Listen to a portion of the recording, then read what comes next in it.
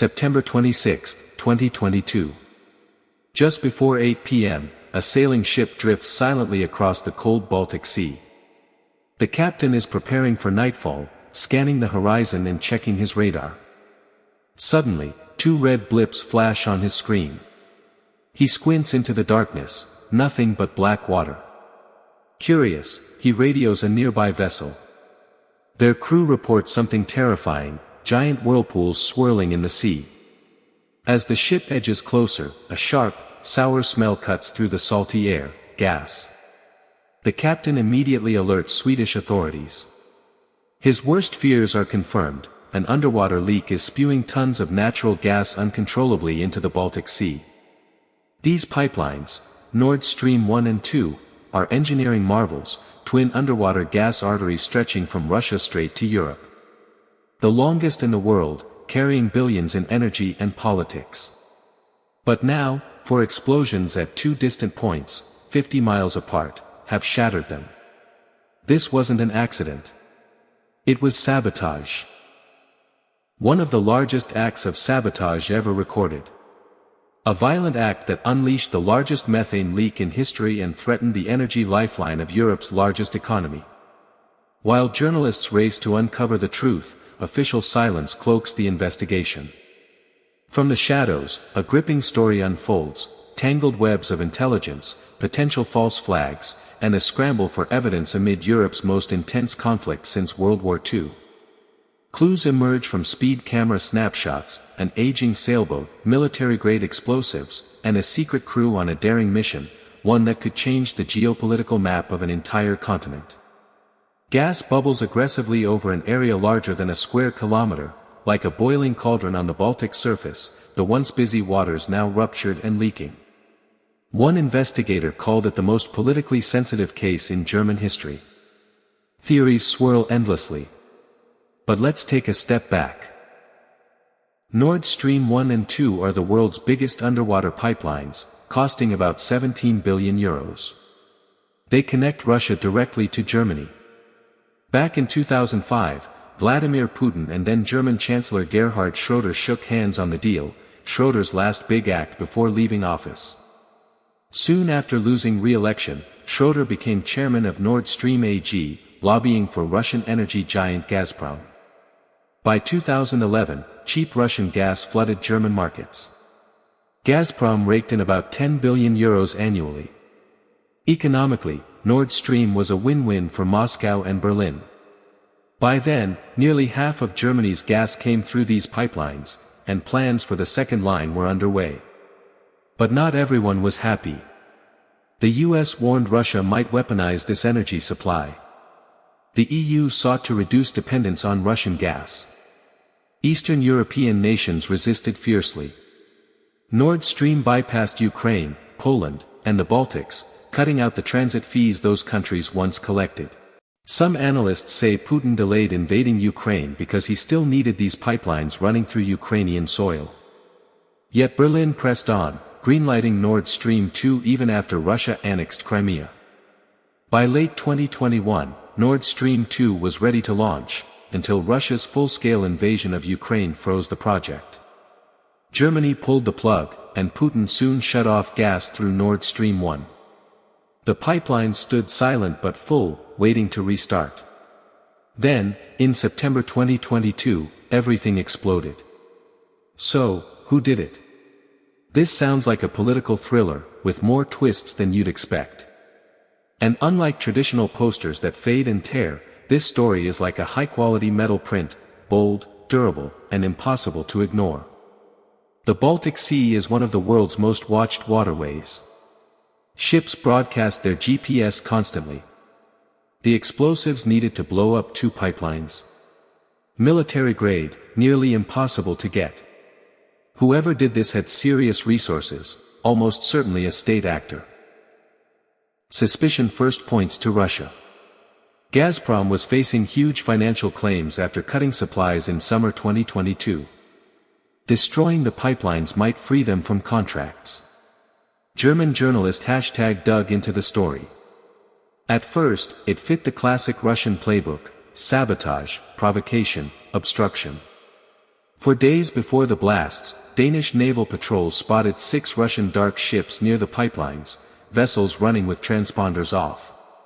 One was the SS-750, a special ops submarine with heavy-duty cranes, the perfect tool to plant explosives underwater.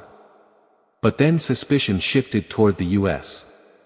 Just weeks before the invasion, Biden and German Chancellor Scholz warned that if Russia invaded, Nord Stream 2 would be dead.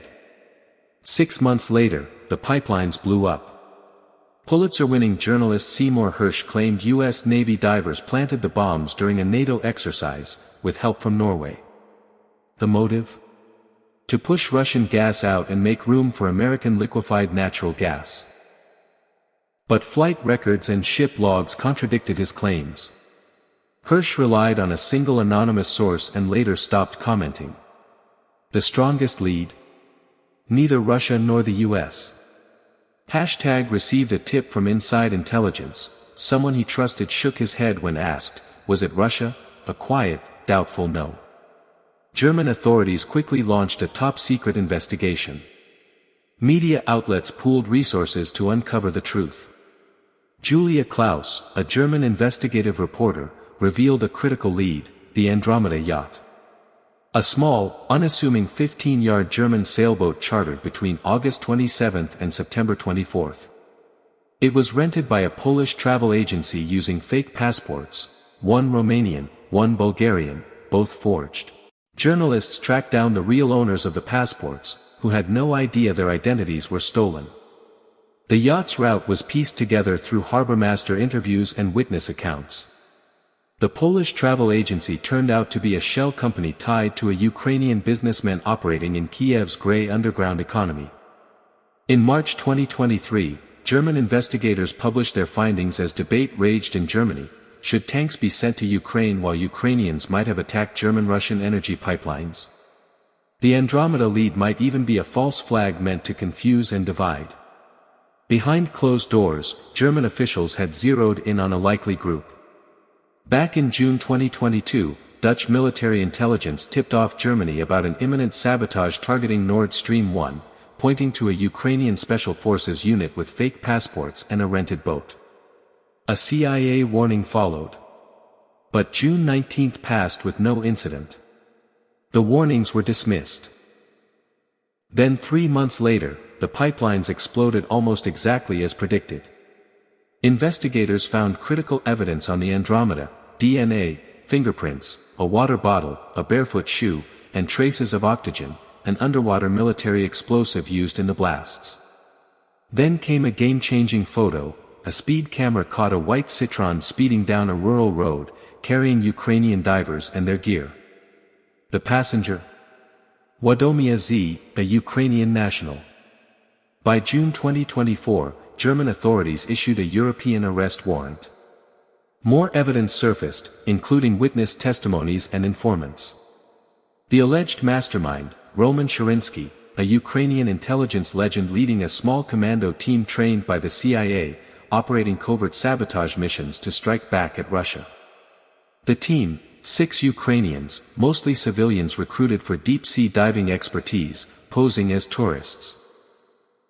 They chartered the Andromeda, loaded it with over 200 kilos of explosives hidden in air tanks, and set sail to the pipelines. Harbor workers saw them unload groceries and dozens of heavy compressed air cylinders, the bombs in disguise. The Andromeda departed, starting Operation Diameter. They used sonar to locate pipelines 80 yards below, dove into freezing dark waters under immense pressure, and strapped powerful bombs with silicone pads to amplify the blasts. Each explosive was set on a timer for September 26. Storms and seasickness slowed them, but the team persisted. They planted at least 6 charges, but one line was accidentally hit twice. On September 23, the yacht was found empty at its rental port. The sabotage sent shockwaves through Europe. Denmark, Poland, and Sweden called it a deliberate act.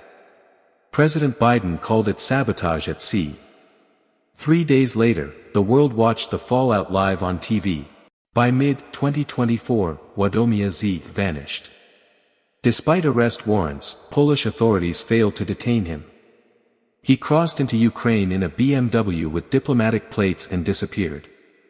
The rest of the crew remains free, no arrests yet, no definitive proof. Everyone denies involvement. Yet the mounting evidence around the Andromeda, forged documents, diving gear, DNA, and witness statements paints a compelling picture. Some say the former Ukrainian military chief approved the operation. Others warn it could have been a false flag by Russia or the US. But many experts agree it was likely Ukrainian patriots striking a blow against Russia's war machine. Nord Stream remains silent today, both pipelines damaged and buried deep beneath the Baltic. Germany has broken free from Russian gas faster than expected. Talk of restarting Nord Stream 2 is stirring. A US investor has expressed interest, but Europe watches cautiously, still uncertain about the future. This is the story of power, sabotage, and survival beneath the waves, an unfolding drama at the heart of Europe's energy crisis.